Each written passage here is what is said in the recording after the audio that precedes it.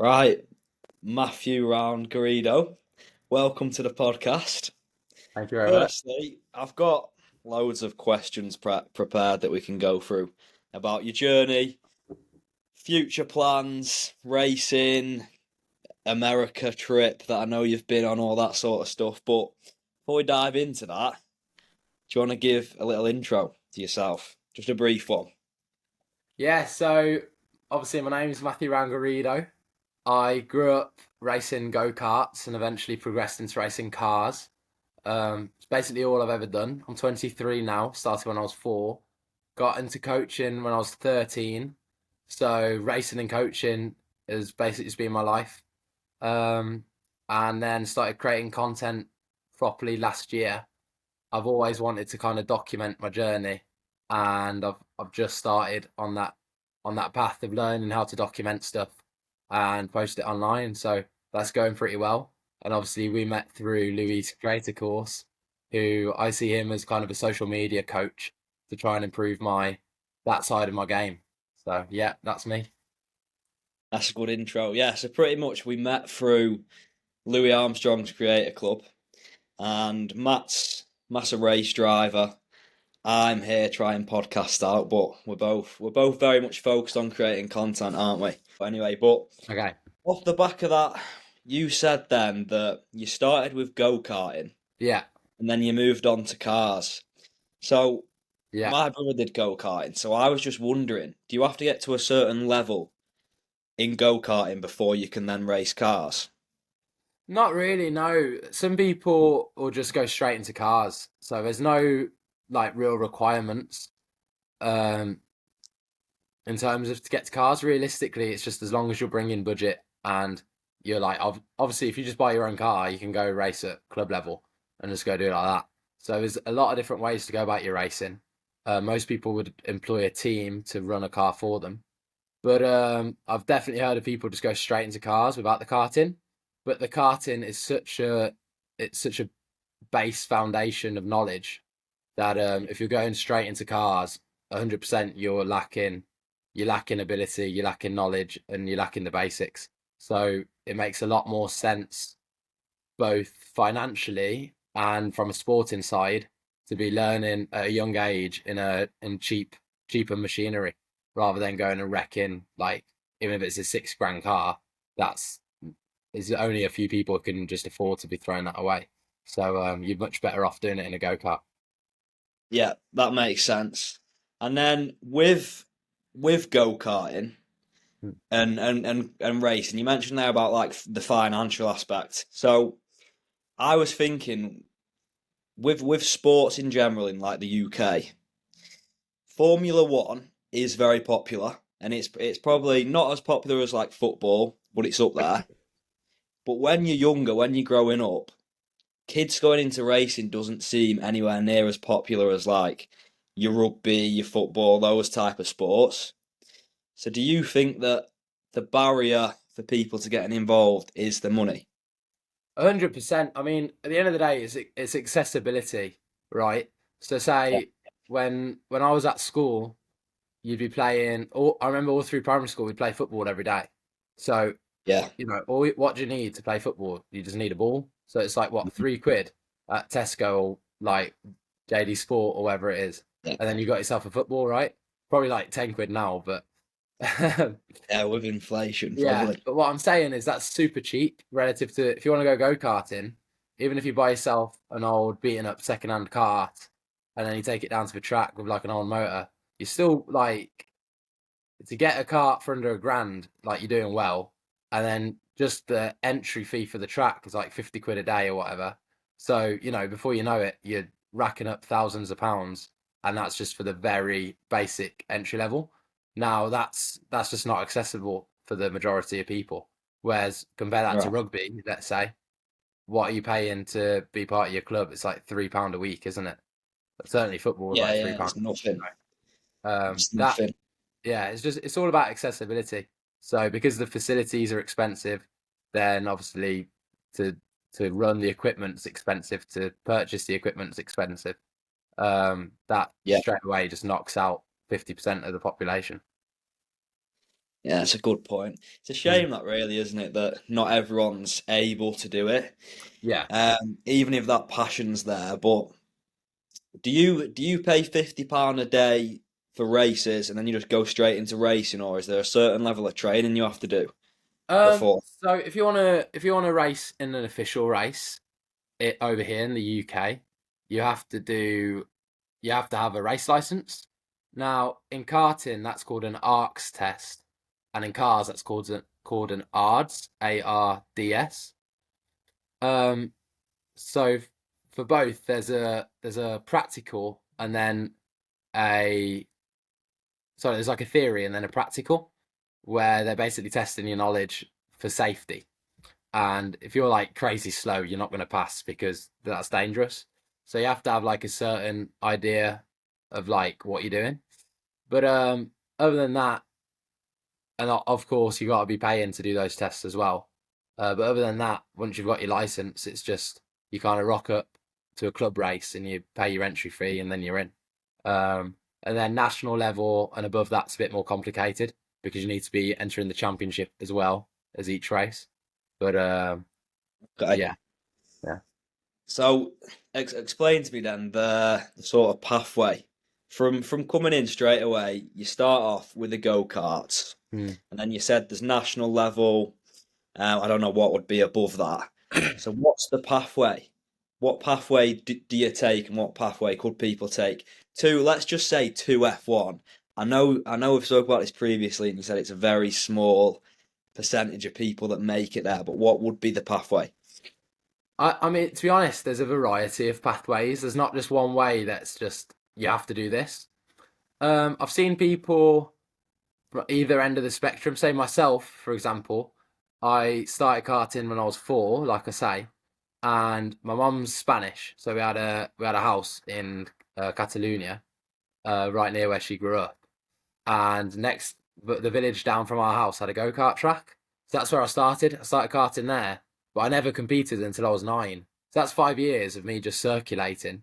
Just that's like the equivalent of just having a kick around at the park every week, but never actually playing a match until you're 9. Yeah, And yeah, then because I was living in England but spending half my time in Spain, eventually I was trying to push like I want to race, but my family didn't know anything about it because we're not from a racing background.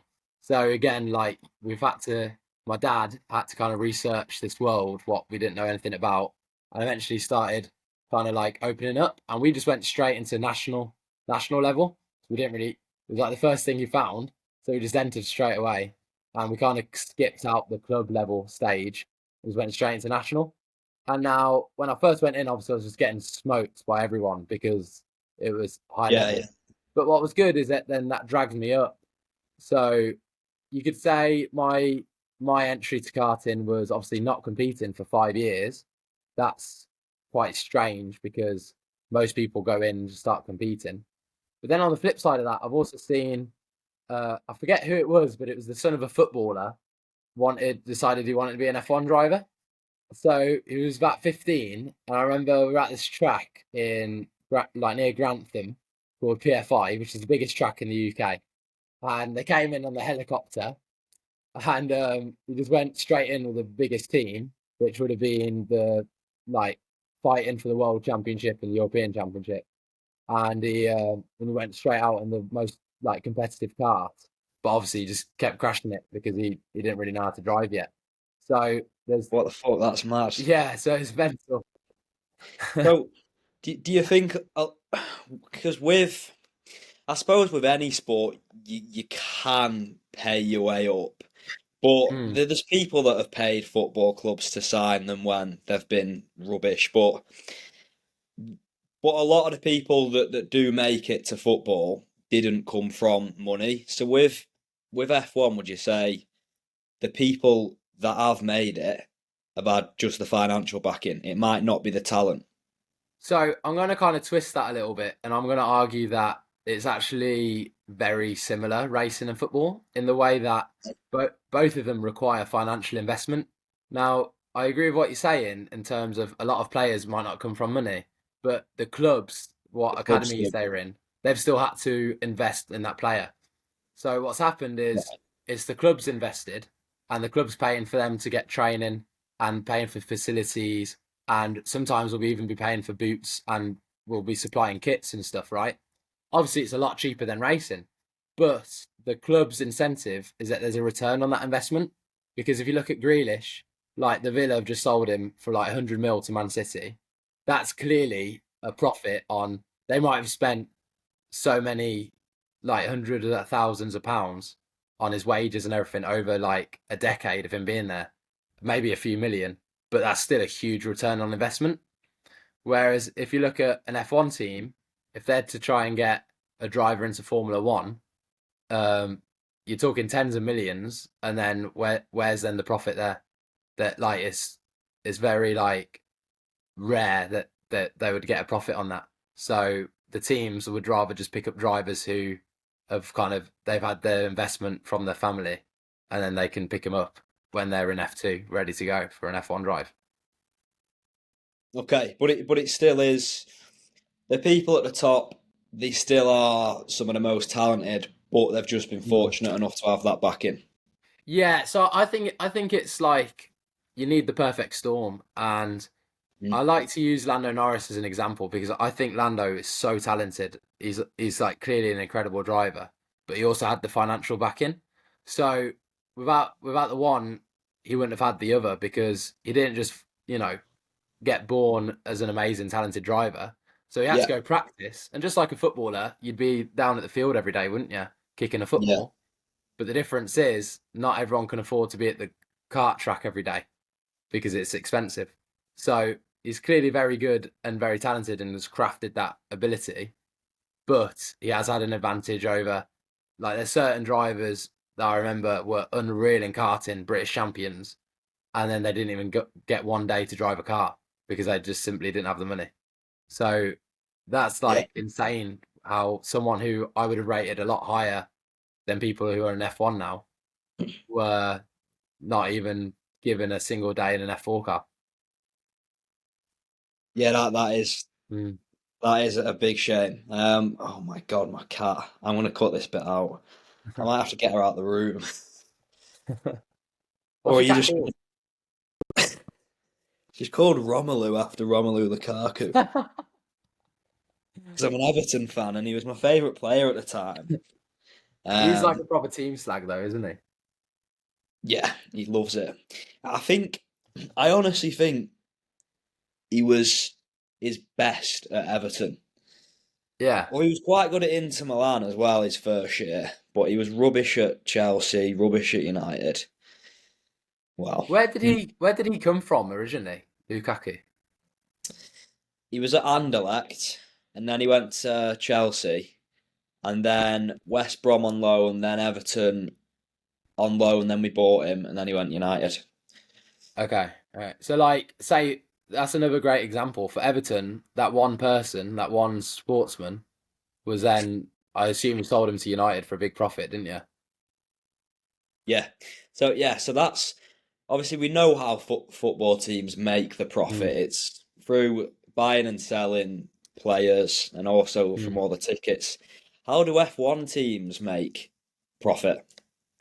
So for a long time, as far as I'm aware, obviously I'm not in the Formula One world. I'm in motorsport, but F1, each category is kind of its own little bubble, and F1 is no different to that. It's just obviously got the biggest spotlight on it because all the like main media's on it.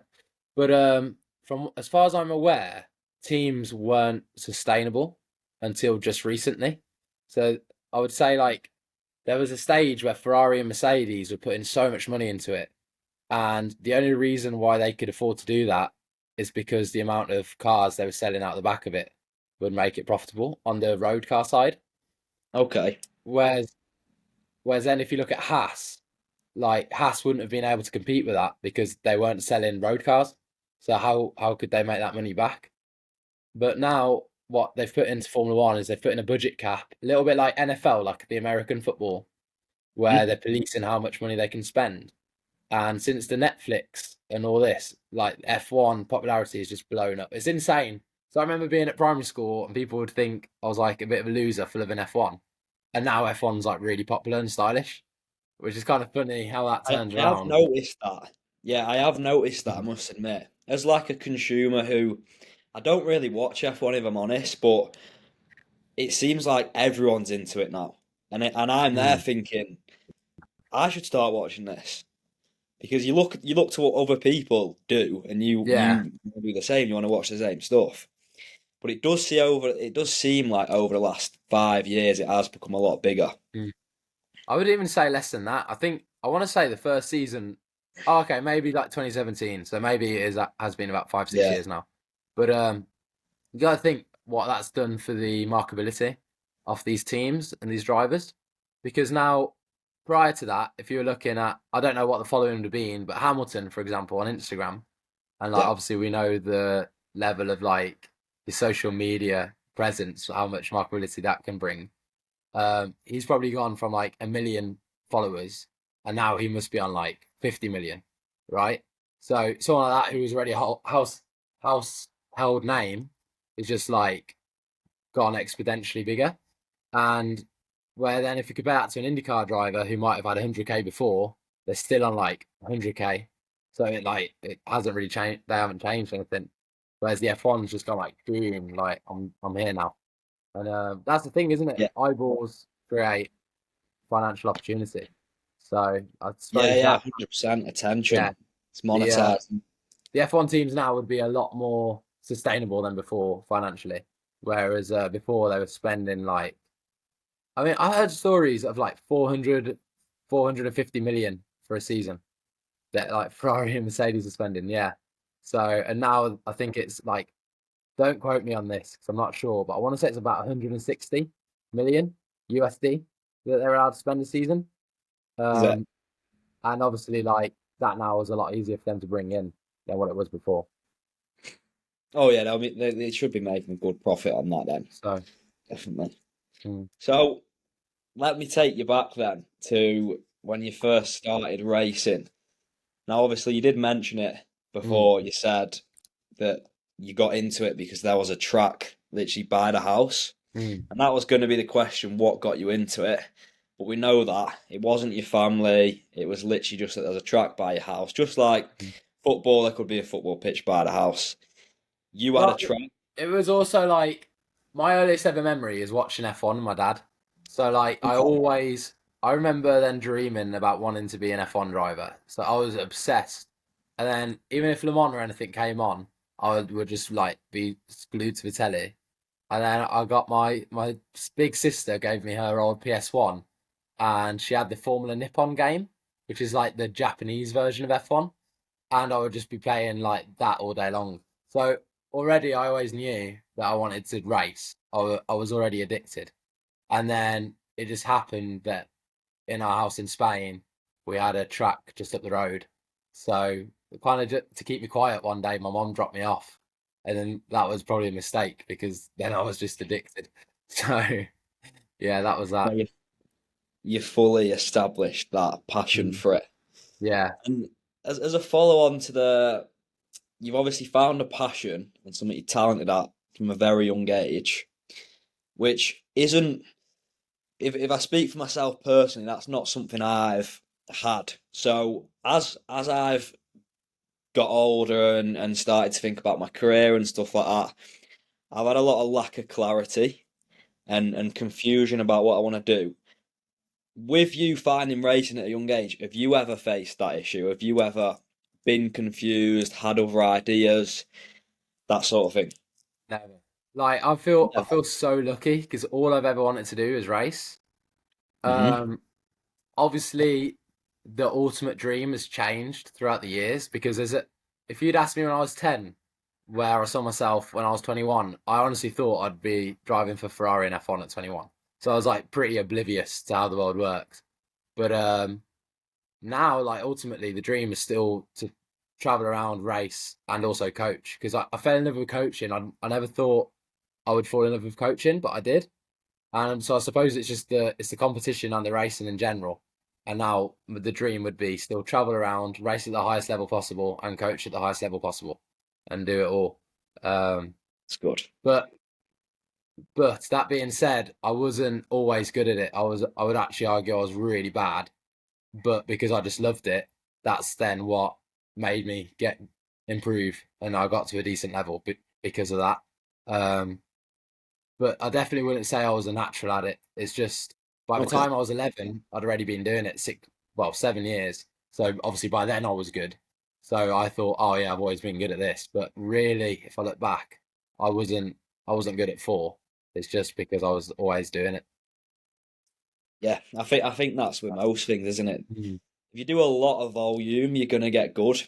And Definitely. even they do argue they say that even if the passion's not there at first, if you do a lot of it and then get good, you become passionate about the thing. Yeah. Yeah. So that's interesting. But it's crazy to me that you started racing at 4 and you actually did a race at 9. That's probably normal in the race world, but it's just it's mental to me that there's kids driving around in cars. What mile an hour are you doing at that age? So that would have been like they're called Bambino. So it would have been a little Coma Bambino. Coma, like it's effectively the like engine off a chainsaw, but then instead of it being like a like connected to a chain, like Yeah, well, like the saw part, you've got the chain which then goes around the rear axle of the go kart. So they make that really strange noise. It's like ring. So the go karts sound like that, and you've got yeah. like a little carburetor on it. So I would say like your top speed in that. It'd be really hard to say, but I want to say around about 40 miles per hour, give or take. Still Maybe like fast. 35, Nah, which for a little kid is rapid. it is. That is It really is fast. fast. Yeah. Is it more common for there to be accidents in the early Um, stages, or is it just as common? yes and no. I'd say it's more common for like little clumsy crashes at that age. But Various ones. yeah, you're less likely to get hurt. I've Yeah. I mean there are stories of like a few kids have died at that sort of age at like 8, 9. I had a driver. I had a 9-year-old driver break his wrist. Um, Okay. I like a lot of people have broken collarbones and stuff, but like, Suppose that yeah, happens in every sport, doesn't yeah, it? yeah. I mean, Yeah. it's kind of horrible to say, but it's just part of life, that isn't it? It's gonna happen. Yeah. So, Yeah, yeah. but I mean, some sports are more dangerous than others. It's probably one of mm, the more dangerous ones, I would say. yeah, I'd agree with Um, that. yeah. So next, then, I want to talk to you about the America trip. Okay, So you went to America to race yeah, at what age? But in fact, before we jump into that, was this part of like university education, or was this literally just no, racing? no. So I'd left education. I finished the year of my GCSEs. I say that term pretty loosely because I I wasn't the most successful academic. So finished year 11, kind of got that out of the way, and then I went to college for 1 year, and it really wasn't for me. So dropped out after my first year, and then I was really fortunate that I had a good like friend of mine who'd actually mechanicked me all the way through karting. So I'd known him since I was 9, and he was just starting a race team, a karting team, and he wanted me to drive a coach for him. So, like, luckily, I kind of got in with him, and his team was expanding and growing. And then I ended up doing work for him in the week. So he was teaching me how to spanner on the karts, how to prep them. We were getting the engines on the dyno. We were tuning the motors, tuning the carbs. So it was really educational time for me.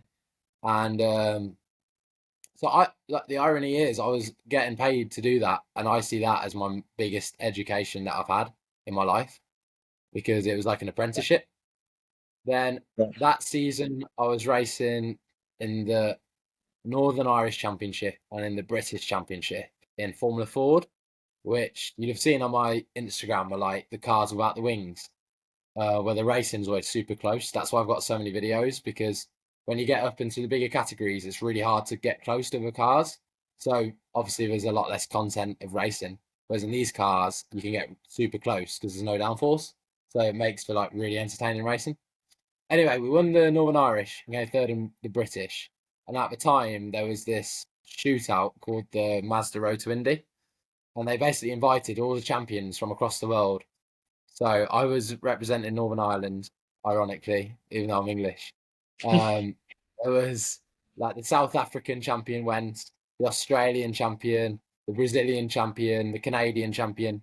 I think there was 18 of us in total, all representing different countries, and we all went out to Phoenix in Arizona to do this like big like event, like shootout thing. And off the back of that, I'd made some contacts, and basically I got offered a really good deal to go and race in USF 2000, which is level 4 of IndyCar, so like the fourth tier. And so obviously I like jumped at it, and that was it. Then I was off to America. In hindsight now, knowing what I know now, I wish I'd kind of planned more, and because at that point I'd been watching some of the American stuff. There was an English driver out there in 2014, and so I've been watching it on YouTube and on the telly. But I hadn't really planned to go out there myself. I was wanting to do Formula 3 in Britain. And in hindsight, I wish I'd prepared more. So I kind of just went out there just not knowing anything and just learning on the job. Whereas definitely my mindset now is, even though I love doing things spontaneous and just going random places, I think if you're for racing, you need to be prepared. And I wasn't prepared at the time. So that would be my regret from that. But I was 18 when I went out there, so pretty young. I bet you grew a lot from that. So what Yeah. you didn't prepare enough. What did Mm. that mean for the trip? So, first of all, I hadn't really done the testing I would have wanted to do. So what that means is when you're then in the car, you're just not comfortable. Yeah, there's things a little bit like how if when you go karting for just rental karting, your first few laps you're just getting used to it, and you're a bit like, oh, okay, so we're. And then let's say you do it 3 or 4 sessions. By the end of the day, you just feel so at home in the go kart, don't you? And it's it's like that, but an exaggerated version when it comes to race cars. Because obviously, if you're uncomfortable on them, you're really uncomfortable. So getting used to it, and the issue is if you're just getting used to a car at that level, there's like 10 national champions from all around the world in that championship. So you've got to be on your A game, because if you're slightly lacking, instead of just going like P2 or P3 like you would do over here, you're all of a sudden you're like P15 because there's too many guys that are so good. So that exactly that basically. I was just not really getting comfortable in the car yet. Hadn't really nailed the technique because the technique's different, because the cars are different. And I was like, basically just had too much on the plate, whereas I should have been testing for like a year before, learning the category, learning how to drive it properly, learning the tyre, and then gone into it like ready to win. Whereas I wasn't ready to win at the time. Okay. Would anything have come from it, like anything big, if you did win over there? Yeah, so the thing that they've got, which is really good in the States, they call it the Road to Indy. And the best example is I'll tell you about my mate. So one of my best mates in the whole world is a Danish lad called Christian Rasmussen. And so he's from just outside of Copenhagen. That we were teammates in my first year out there. It was his second year. And we literally were roommates in our flat, but like literally roommates because it was a 2 bedroom flat and our mechanic was in the one room, so we were sharing a bed. Like Oh, right. we were Wow. living we were living really close. So obviously we became really good mates, and he actually has ended up winning every level. So he's a similar situation to me where obviously he's very fortunate to have been able to race in the first place, not exactly from poverty, but he'd also be the same as me where he's not from like an elite background where he could just be paying hundreds of thousands and millions of dollars a year to go racing.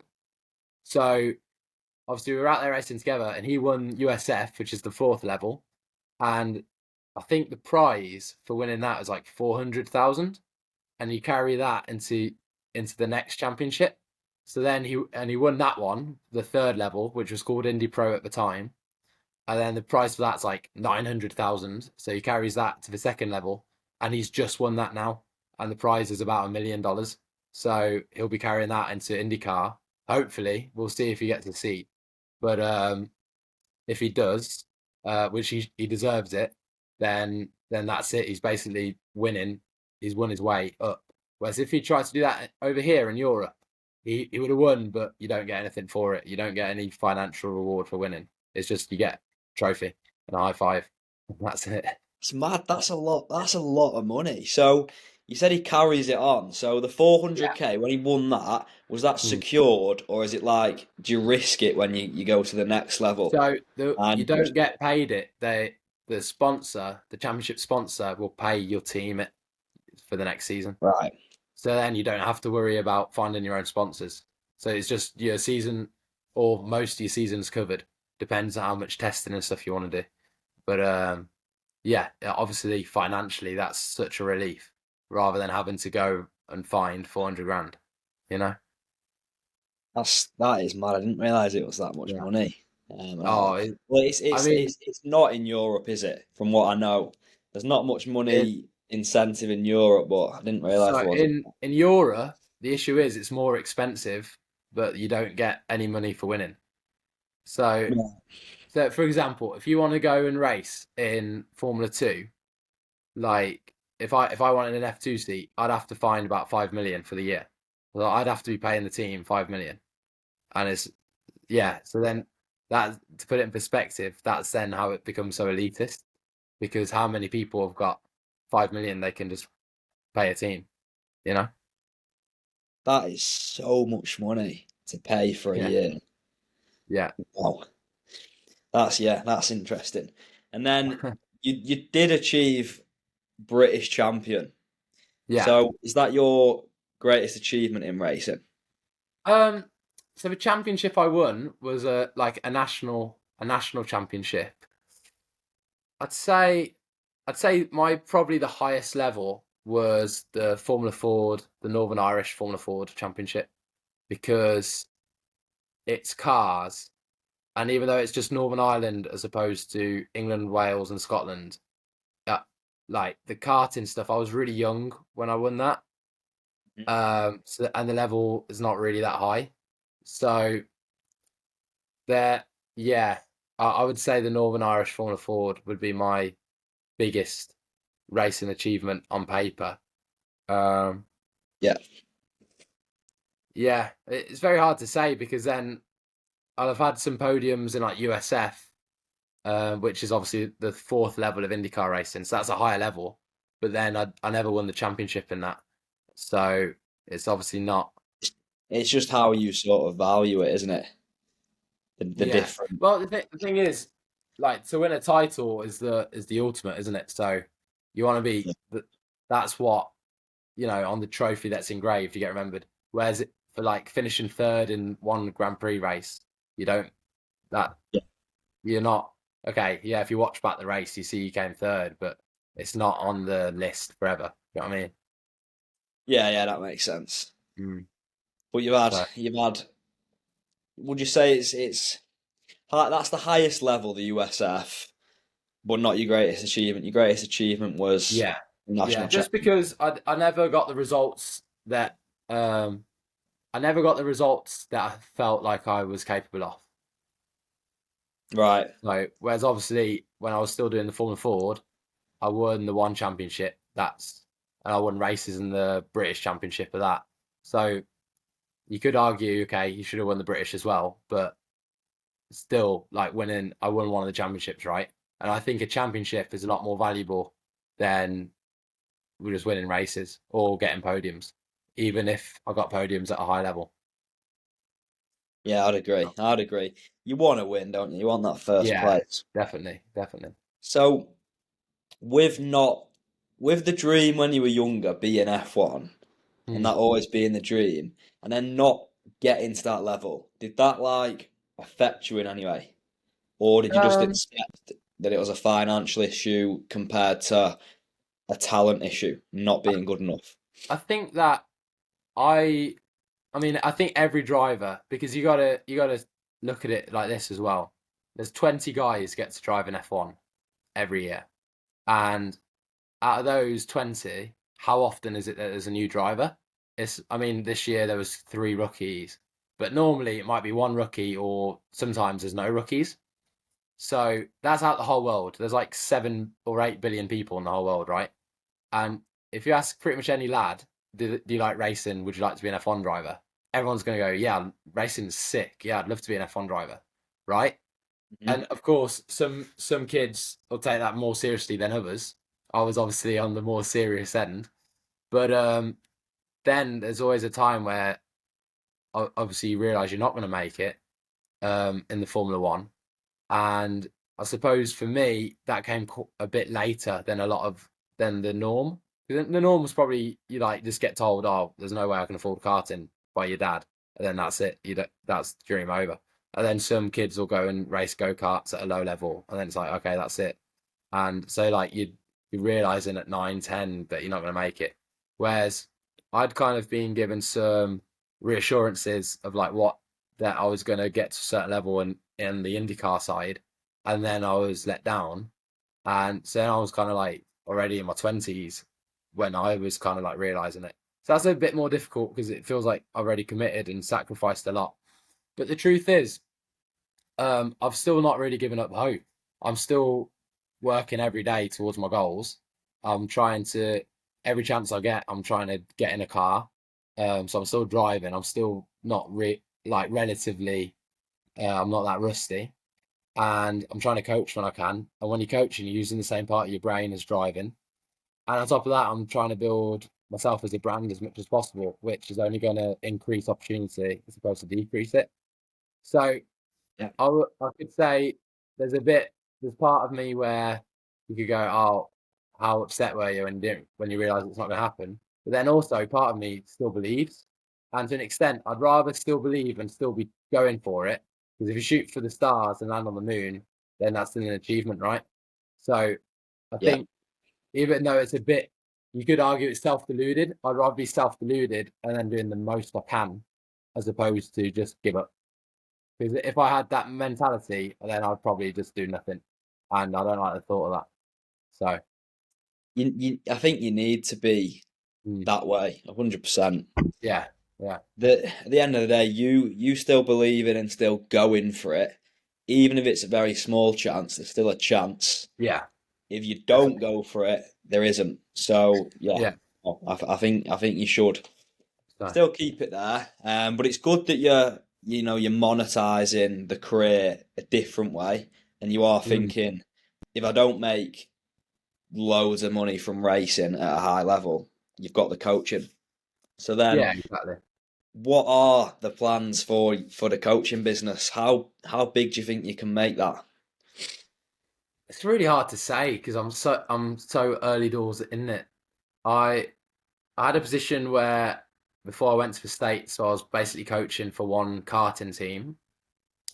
Now the money in the karting world compared to the car world is not the same, but I suppose the world like really is the oyster, when it comes to that, because there's always going to be a really rich guy who loves racing, who has just got a Ferrari or whatever, and wants to have fun. And the thing is, it's more fun when you're better. So there's always going to be a demand for good coaches. And then I suppose it's about getting. I need to keep improving on the real life side, and I'm trying to expand my online side as well. So right now I'm really trying to attack over the winter. I'm going to be trying to attack the online coaching because I feel like that's a big area where I can improve. I'm very new to that. And then going into the next season, which normally will start in March, I need to kind of look at my options and see what I've got. But I've got a rough idea of what I'll be doing, but I don't want to say it publicly, just in case anything happens. And you know, uh, it's just not very professional to be Yeah, shouting about. But yeah, I so mean, to be honest, hopefully, mate, I don't think anyone of significance will listen to this, but yeah, we'll keep just in case we'll keep it confidential. basically, hopefully, I'll be coaching in a real life national championship next season, and um, a couple of other stuff on the club level, and then online as well. So that would be the ideal for me. So, ideally, long term, would you want to be a high level, full time, in person driver coach? or just a bit of both, at like less of a high level in person, but you've still got the online? So I love the competition of doing it in person. Now, the thing with the in-person coaching, the race season is only so many months of the year. It's like March to September. Like the British Championship for Formula Ford's just finished, for example, and the British Touring Car has either just finished or just about to finish. IndyCar just finished a few weeks ago. It's only F1 that's like goes got like another month left. But so that then leaves you with 6 months of the year, kind of. I don't want to say twiddling your thumbs, but you're not like really getting stuck in. So I think the ideal would be that kind of time away from the track, I'd still be coaching online. Um, and then because then it'll be remote, I can kind of do it from wherever I want to do it from. Um, and that's kind of the point. Yeah, So, that for makes example, total sense. Yeah. yeah. For example, I'm planning. I'm not being too loud about this because I don't want to like pussy out last minute. But I'm planning Hmm. on just getting in my car in about a week after the marathon, and I'm just going to drive to Spain, and I'm just going to be in Spain for like 6 weeks. So Yeah, you mentioned that to me, yeah, that you were yeah. wanting to go. Um, You were like, I'm moving to Spain. I said, when? Next month. I was like, fucking hell. How long have you been planning that? But no, who that'll knows? be very good. Yeah, Get away from the cold. I mean, to be fair, it's actually going to be 26 degrees in the UK this weekend in October, which is weird. that's insane. But I it will go cold. It'll I'll get the catch up. heat wave for my marathon, and then Oh yeah, that's not a good thing, is it? I don't know. I've It's never going ran to a be marathon. red hot I when think I when you think run it's it. saying in Chester it's going to be 22, so That's that's not on the warmer side. But it's not like too bad. terrible, like. Yeah. But I don't know. So that was a bit of a tangent on the marathon. Do you want to Yeah. talk about the marathon, or is there Well, not really much to touch on? there's not really a lot to say about it. So we were obviously in Ibiza this time 2 weeks ago, and we came back and we were all pretty ill. Uh, it was a flu, not a hangover. To be Yeah. fair, it actually was. And basically, I was just on the sofa, kind of hating. I hate not training. I get really restless, and I don't know what came over me, but I just there and then was like, oh fuck it, I'm entering the marathon. And I just entered for Chester, which is so I was 10 days out, ill on the sofa, like struggling to get up my stairs, and I just spontaneously just signed up for the marathon. So it it's either going to be like a hero or a zero move, isn't it? I'm either going to 100%. No, I like, think you'll do it because yeah, you do run.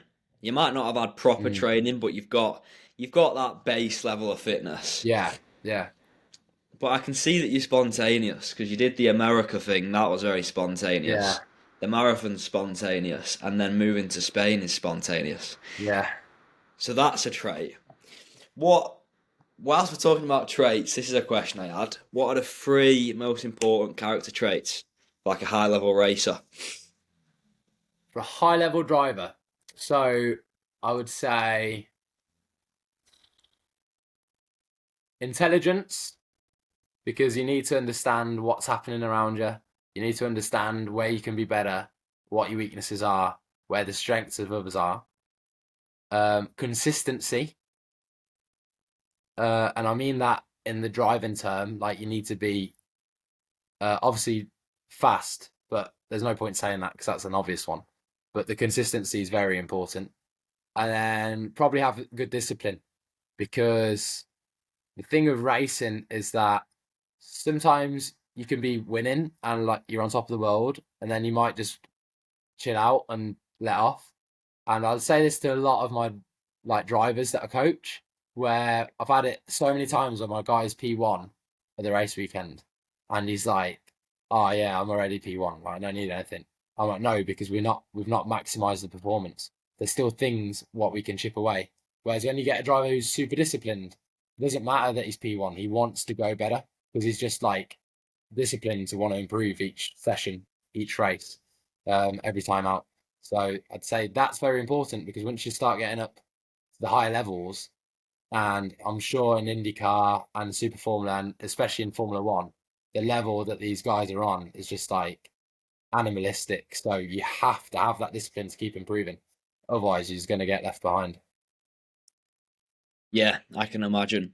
Mm. I think self-awareness is going to be massive. So, like you said, intelligence, same sort of Yeah, thing. yeah, I think definitely. with development in anything, you need to be self-aware Oh, about your 100%. weaknesses. Yeah, yeah. I think I think we've got one more question just to wrap this up then. Okay. And it's quite a good one to end it if there is anyone that's watched this that is like a Matt fanboy and they want to get into racing. It's What's like, your advice? What's your advice for someone looking to get into racing? um, you need to figure out whereabouts you can put yourself financially and also like geographically, because I get it so many times that people are like, I want to start racing. How do I do it? I'm like, well, first of all, I don't know where you live. I don't know anything about you. I've had people from Uruguay to Poland and like everywhere in between, like saying, I want to start racing. How do I do it? It's like, well, like research what local karting is there in your region of Uruguay. Go there, go introduce yourself to people. People are really nice in racing. If you don't know anything about a certain thing, a lot of times they'll go talk to you. It's only like the corporate days at like car tracks where people will be off with you. But club level racing, everyone will be 9 times out of 10, people will be friendly. So just go and ask, and if you're kind of like really new to it, people will be happy to help. So I'd say research your local area, research what levels of racing there are around you, and then go about getting into it. Buy yourself a go kart, buy yourself a car, whatever it is, and just get into it. And it's kind of like you need to just the best advice I can give is just get started. Don't overthink it. Just learn where your close track is, learn what days their races are, and rock up and just go and have an open mind and go learn about it. Keep getting better. Yeah. Just Yeah. keep And getting then from there, then you can start developing. So you can develop your driving, you can develop like your equipment, you can develop how your feedback, yeah, and how you can go about improving performance. But to do that, you have to get started. So it really is about researching what environment you're going to be in, and then just getting into it as soon as you can. and looking for a driver coach as well with the name Matt. Yeah. That Well, would be the next step. one big thing I always say, I actually say it to like all the drivers that I coach, and I'm convinced I'm like shooting myself in the foot when I say it, but I have to say it because I have to be honest. I think every driver, when I think everyone should get coached to an extent, because I mean it's like a fast track to getting better, right? But I also think, let's say someone employs me and we do 2 seasons together. Then I think go employ another driver coach, go do 2 seasons with them, and then go get another driver coach and keep changing it. Because what's going to happen is each driver has got a different perspective on racing. So then I might be saying some stuff and improving the guy's lap times and that. But then someone else might have another perspective and might have a different focus within the driving. And then that's going to bring you on. And what you're doing by having these different influences on your driving is you're just diversifying your ability and you're just improving on all fronts. So before you know it, you're just such an all-rounded driver. It's a little bit like martial arts. Like you don't, if you were doing MMA, you wouldn't just get a boxing coach. You'd also get like a jiu-jitsu coach and a judo coach and kickboxing or whatever it is, because you want all these different, you know, like angles to look at the sport. So I definitely argue for people in racing, go get yourself a driver coach, but don't just get me and keep me forever. Go and get someone else and go try different people and learn different sides to it as well. Experiment, yeah. I think that's good because they may perform better under different Yes. coaches. Like some Yeah. people just click. Mm. It's you see it in all sports really, Yeah. especially like team sports with individuals. When they're under a certain coach, they just don't perform well. Yeah. But then they have this one coach that, if that coach gets sacked and leaves, that coach signs them at multiple clubs. because they Yeah, just work so well together. So yeah, experimenting, that would yeah. be that I mean, would be I've definitely had it myself as a coach where I've like had to adapt my style for different drivers, my coaching style. Mhm. But then it's like I know the way I am naturally, and I'm quite on the aggressive side. I'm an aggressive driver and I'm an aggressive coach. I'm like, this is how like you should do it. Do this. I'm like very bossy, the exact same as I am as a driver. How I want the setup of the car, I'm like, I want it like this. Like, um, where some people like react really well to that, and you need to be hard with them. But then I've had drivers that I have to be really soft around, and of course, it's my job as a coach to try and do the best job possible of that. But that, like, the truth is, there's going to be people who are naturally better at that side of it than me.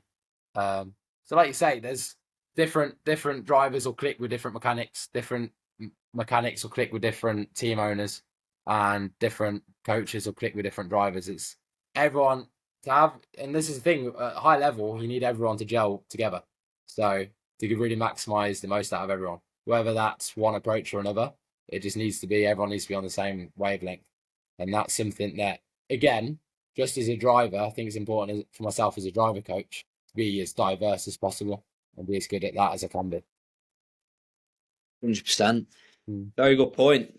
Very good point. And it's good that you are transparent about that, even if it means you get less business or retain Yeah. clients for, Mm. a shorter duration of time. It's good that I you. think in the long run it will always be better to be completely honest though. Like Oh yeah. I think if I was kind of being two-faced about it and lying, that I only see that really biting me in the ass. So I'd rather just be completely honest. At the end of the day, especially if I'm getting paid to try and give my honest opinion, then it's pretty bad of me to not do it. Like the least I can do is be completely honest and transparent. So Yeah. that's And that shows that you you actually care about how well that driver does mm, in their career mm, and not just the money. And say you were to yeah, coach someone and then, you wanted the best for them, so you referred them to a new coach, they could get a different perspective. And then later on down the line, they made it to a really high level. You've got that case study then and testimonial, yeah, which obviously is social proof to use for your brand. So yeah, it's only going to benefit you being that way. yeah, definitely, definitely. I mean, I've seen it before with team owners who they're just in it for the money and they're Mm. selling seats and running drivers, but they're not passionate about the sport. And even though short term it might benefit them, then on a long enough time scale, you just see them get ruined because people end up seeing through it and they let down too many people and burn too many bridges, and that's just not it's not good. Whereas on the other side, you see some people who are really in it for the love and the passion, and again on a long enough time scale, it's like they're literally like overselling seats and stuff. So there's a reason for it, you know. Yeah, 100%. Mm. 100%. It's been good. Been good podcast that. I've enjoyed the conversation. And I feel like I've learnt more about racing Yeah, in that hour. it feels like And it's been like a really racing heavy conversation. that's what it's for though, isn't it? Yeah, That's yeah, what that's you good. do. Yeah, So it's finding out as much about that that's as true. possible. So Okay. Matt, been a pleasure to have you on. And yeah, thank you. If Yeah, anyone's watched this, we'll see you in the next yeah. one.